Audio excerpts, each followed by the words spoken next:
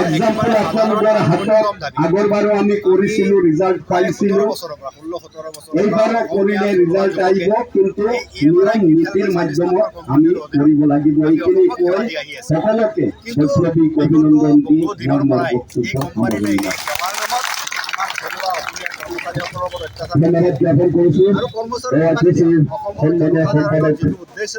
মোহন দাসসকলে তেওঁৰ ভৱিষ্যত কামনা কৰিছো দীৰ্ঘায়ু কামনা কৰিছো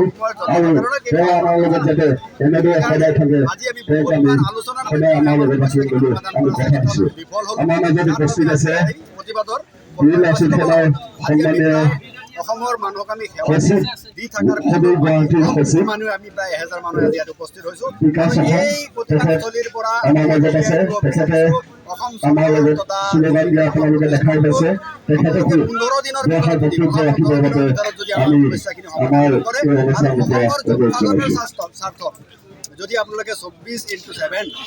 নমস্কাৰ অৱস্থাৰে সেৱা প্ৰৱৰ্তন চাৰিওতে আজি এই প্ৰতিবাদস্থলীত উপস্থিত হোৱা প্ৰত্যেকগৰাকী অসমৰ বিভিন্ন চুককোণৰ পৰা অহা আমি ধন্যবাদ জ্ঞাপন কৰি আছো IPC আসাম শৈক্ষণিক শিক্ষকৰ পৰা আপোনালোকে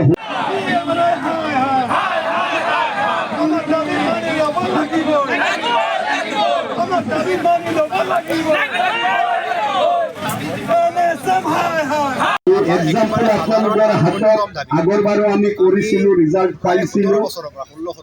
এইবাৰো কৰিলে ৰিজাল্ট আহিব কিন্তু নিয়ম নীতিৰ মাধ্যমত আমি কৰিব লাগিব এইখিনি কৈ সকলোকে বৈপ্লৱিক অভিনন্দন দি ধৰ্মৰ বক্তব্য সামৰণি ধন্যবাদ জ্ঞাপন কৰিছো সন্মানীয় সম্পাদক মোহন দাসসকলে তেওঁৰ ভৱিষ্যত কামনা কৰিছো দীৰ্ঘায়ু কামনা কৰিছো আৰু তেওঁ আমাৰ লগত যাতে এনেদৰে সদায় থাকে তেওঁক আমি সদায় আমাৰ লগত ৰাখিম বুলি আমি কথা দিছো আমাৰ মাজত উপস্থিত আছে বীৰ লাচিত সেনাৰ সন্মানীয় অসমৰ মানুহক আমি সচিব দি থকাৰ গুৱাহাটীৰ সচিব মানুহ আমি প্ৰায় 1000 মানুহ আজি ইয়াত উপস্থিত হৈছো বিকাশ এই প্ৰতিষ্ঠানস্থলীৰ পৰা আমাৰ মাজত আছে তেখেতে আমাৰ লগত শ্লোগান দিয়া আপোনালোকে দেখাই পাইছে তেখেতকো 15 দিনৰ দৰ্শক বক্তব্য ৰাখিবৰ বাবে যদি আমি আমাৰ কৰে এই অনুষ্ঠানৰ পৰা অনুৰোধ জনাইছো যদি আপোনালোকে 24/7 নমস্কাৰ অৱস্থাৰে সেৱা প্ৰৱৰ্তন চাৰিওতে আজি এই প্ৰতিবাদস্থলীত উপস্থিত হোৱা প্ৰত্যেকগৰাকী অসমৰ বিভিন্ন আমি চুককোণৰ পৰা অহা আমি ধন্যবাদ জ্ঞাপন কৰি আছো IPC আসাম শৈক্ষণিক শিক্ষকৰ পৰা আপোনালোকে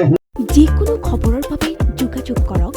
7099017330 অথবা 7099017990 নম্বৰত।